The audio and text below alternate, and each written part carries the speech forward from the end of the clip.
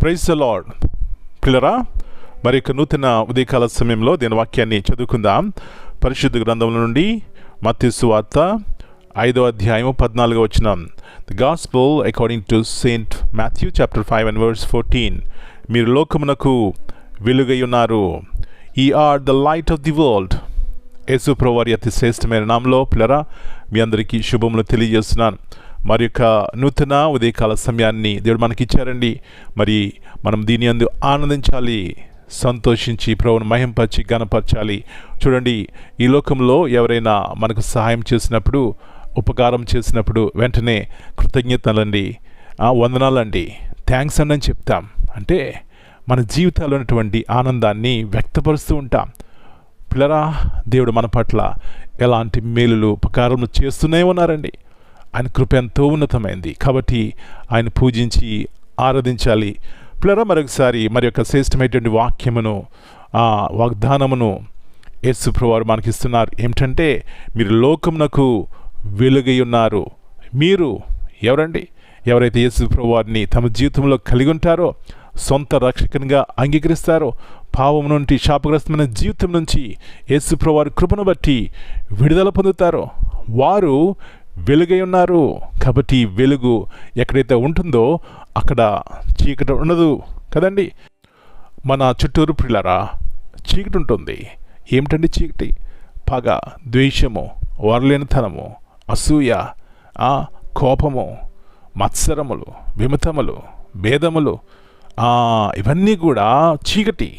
అయితే పిల్లలు, యేసు ప్రభువారు మనకు కలిగి ఉన్నప్పుడు యేసు ప్రభువారు చెప్పిన రీతిగా ప్రేమిస్తాం, శత్రువులను కూడా ప్రేమిస్తాం, సహనం కలిగి ఉంటాం, దీర్ఘశాంతం కలిగి ఉంటాం, దయాలత్వం కలిగి ఉంటాం. ఇట్లా చెప్పుకుంటూ పోతే దేవుని యొక్క సౌందర్య స్వరూపంలోనికి మార్చబడతాం.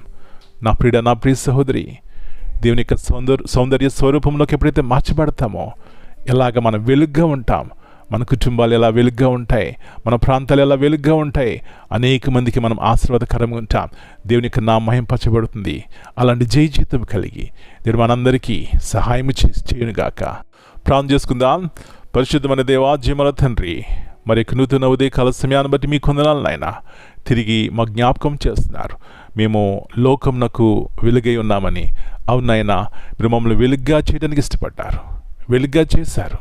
కాబట్టి చీకటి ఉన్న ప్రాంతాల్లో, ప్రదేశాల్లో, కుటుంబాల్లో మేము ప్రకాశించడానికి సహాయం ఇచ్చేయండి. యేసు ప్రభువుని ప్రతిబింబించి మీ నామమును మహింపరిచే రీతిగా మా జీవితాలు ఉండడానికి సహాయం ఇచ్చేయండి.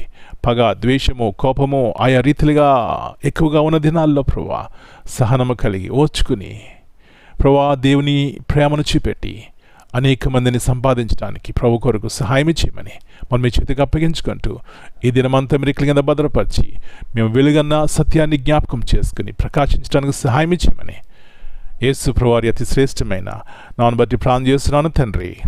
Amen. God bless you all. My dear brothers and sisters, greetings in the precious name of our Lord and Savior Jesus Christ. Here in Matthew chapter 5 and verse 14, the Bible says, "Ye are the light of the world." This powerful statement from Jesus reminds us that every believer carries a divine purpose to reflect God's light in a world that often leans toward darkness. Light reveals, guides, and brings hope. In the same way, our lives are meant to reveal God's character, guide others toward truth, and bring encouragement to those around us.